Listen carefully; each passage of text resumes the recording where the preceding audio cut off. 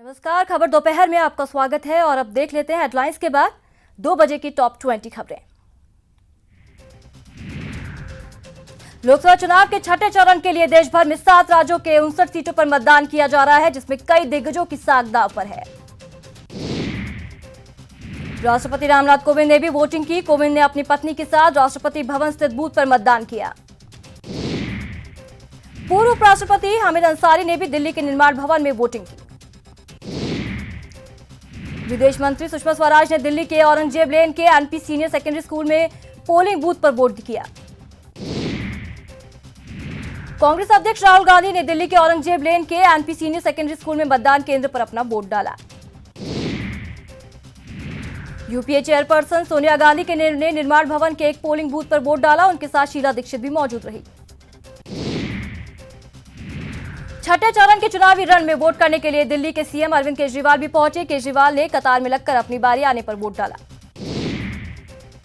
दिल्ली के पूर्व मुख्यमंत्री और लोकसभा चुनाव में कांग्रेस की उम्मीदवार शीला दीक्षित ने निजामुद्दीन पोलिंग बूथ पर वोट डाला।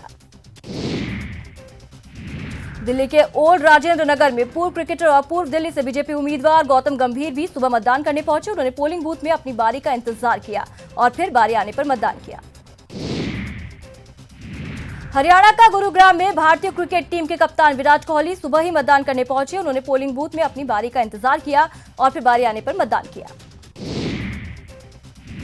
छठे चरण के चुनावी रण में बीजेपी प्रत्याशी मनोज तिवारी ने भी वोटिंग की। तिवारी उत्तर पूर्व दिल्ली से बीजेपी के प्रत्याशी हैं। उनके सामने कांग्रेस की शीला दीक्षित की चुनौती है। कांग्रेस प्रत्याशी अजय माकन ने सुबह सुबह ही वोट करने पहुंचे और अपना वोट डाला। माकन नई दिल्ली से चुनाव लड़ रहे हैं। उनके सामने बीजेपी की मीनाक्षी लेखी की चुनौती है। बीजेपी प्रत्याशी मीनाक्षी लेखी ने मतदान किया। मीनाक्षी लेखी नई दिल्ली से चुनाव लड़ रही हैं, वर्तमान सांसद हैं। उनके सामने कांग्रेस के अजय माकन की चुनौती है। हरियाणा के मुख्यमंत्री मनोहर लाल खट्टर ने करनाल में एक मतदान केंद्र पर अपना वोट डाला। लोकसभा चुनाव के छठे चरण में पश्चिम बंगाल की 8 सीटों पर वोटिंग है। यहां 11 बजे तक सबसे ज्यादा 38.08% मतदान हुआ। पश्चिम बंगाल के ईस्ट मिदनापुर में 2 बीजेपी कार्यकर्ताओं पर जानलेवा हमला किया गया। आरोप है कि यह हमला टीएमसी कार्यकर्ताओं ने किया।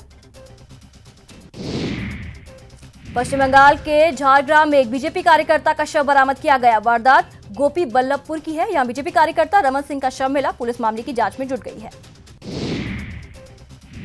जम्मू कश्मीर के शोपियां में सेना ने 2 आतंकियों को मार गिराया। मौके से सुरक्षा बलों को भारी संख्या में हथियार भी बरामद हुआ है। सेना का ऑपरेशन जारी है। टोंक में ट्रक ने कार को पीछे से मारी टक्कर। हादसे में मां और बेटी की मौत हो गई और 4 लोग गंभीर रूप से घायल। आज प्रदेश में पीटीईटी की परीक्षा हो रही है। परीक्षा को लेकर तैयारियां पूरी हो चुकी हैं। दोपहर 2 से 5 बजे तक होगा एग्जाम।